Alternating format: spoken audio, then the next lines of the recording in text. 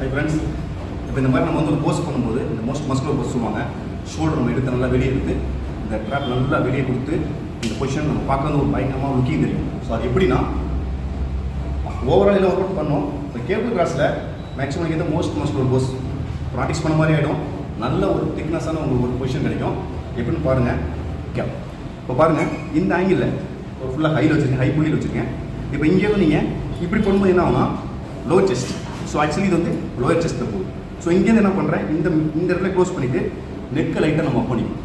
Post பண்ணும்போது நம்ம என்ன மாதிரி நம்ம நெக் அடி வெளியே எடுப்போம், அது மாதிரி எடுத்துகிட்டு க்ளோஸ் பண்ணுறோம். இதுக்கு மேலே போகக்கூடாது. இங்கேருந்து க்ளோஸ். 1 2 3 4 5 6 7 8 9. மேக்ஸிமம் கால் முடிச்சோம்னா எல்லாம் ஒர்க் பண்ணும்.